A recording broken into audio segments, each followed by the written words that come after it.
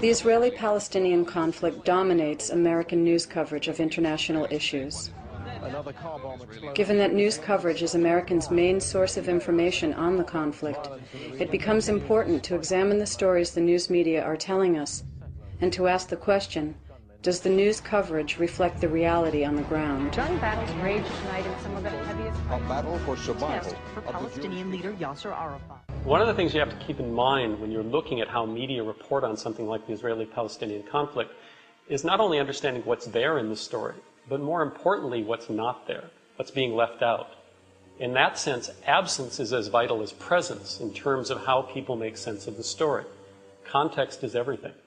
The context that's often missing from the current reporting is that the Palestinian uprising is a revolt against a 34-year-long occupation. And if there's no occupation in the story, then the story doesn't really make sense, and the occupation is frequently missing.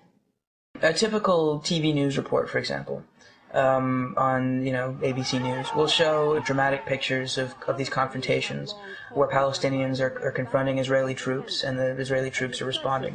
But Friday saw more clashes in Hebron between stone-throwing Palestinian youths and Israeli soldiers armed with For most tear gas. Americans who don't understand the history of the conflict, this is an example of riots that are going on where the authorities are taking measures to crack down. What's not mentioned is the fact that these confrontations are taking place on occupied territory, that the Israeli troops who are there are defending an occupation that doesn't have any international legitimacy, that's illegal. The American media, they are concentrating only on the deeds, on the violence, and not on the reasons, and not on the basic facts of occupation. Israeli troops were pelted with stones, and they responded with tear gas and rubber bullets. This is not presented as an army using its arsenal against young people who are largely unarmed and who are protesting because of the occupation, the siege, the total oppression of a whole nation. The lack of context is so dramatic that only 4% of the network news reports on the occupied West Bank and Gaza Strip mention that the West Bank and Gaza Strip are occupied. The Israeli military sends its troops into the occupied territories to defend what is considered an illegal occupation, and when the population there resists, Israel is presented as being under attack. Israel was responding to an attack today. Israel has beefed up forces following a Palestinian mortar attack. They don't present it as saying Israel is the aggressor, Israel is killing people on their own land, in their own homes as an occupier. But no, Israel is defending itself. To Sharon, the West Bank invasion is simple self-defense. The Israeli Prime Minister reiterated Israel's right to self-defense. Israel's basic posture is anything but defensive. Israel is the only country in the world right now which, in contravention to UN Security Council resolutions, maintains tens of thousands of heavily armed troops outside its borders in somebody else's country for the sole purpose of taking their land away from them and in the process forcing them to live under the worst form of tyranny imaginable, which is a foreign military dictatorship. The tanks, the gunships, the snipers, they are all on Palestinian land. And I don't see why they have to protect themselves on our land if they're occupying our land. That context is always missing.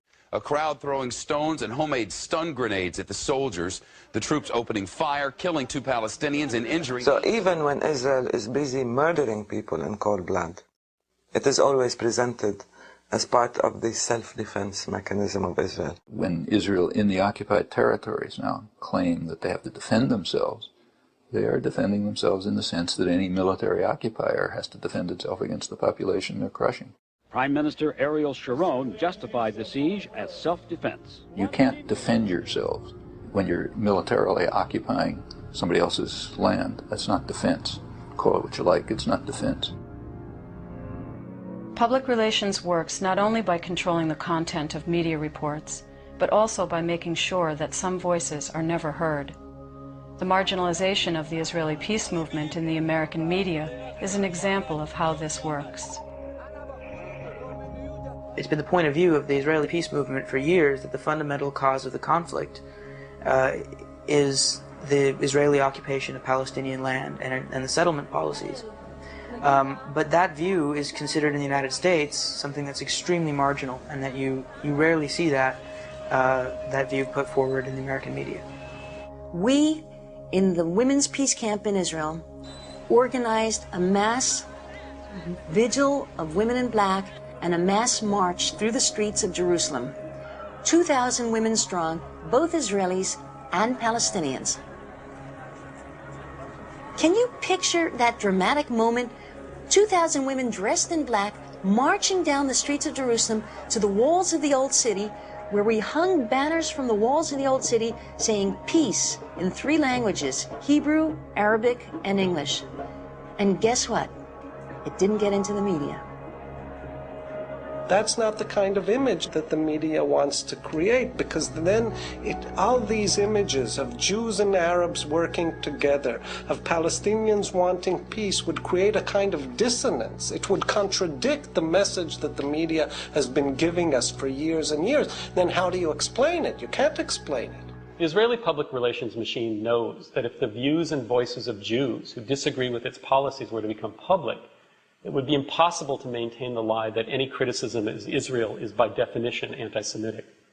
In fact, the accusation of anti-Semitism has been Israel's most effective strategy in silencing dissent, and American journalists in particular have been targets of this tactic.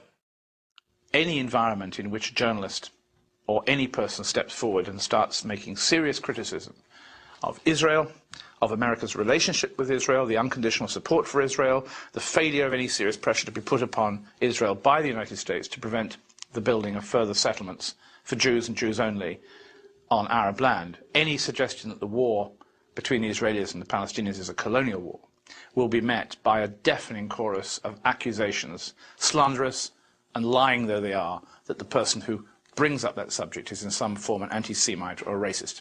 And this remains the constant weapon that is used.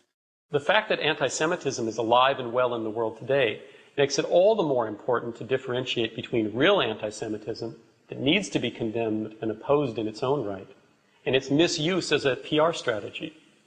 Trying to scare people into silence by conflating any criticism of Israeli policies with anti-Semitism, in fact, detracts from the very real threat that anti-Semitism does pose. Because there are anti-Semites in the world, there are racists. And if this continued campaign of abuse against decent people, trying to shut them up by falsely accusing them of anti-Semitism continues, the word anti-Semitism will begin to become respectable. And that is a great danger. And then the really bad guys, and they're around, there are people who want to burn synagogues, just like there are people who want to burn mosques. They'll start coming into their own.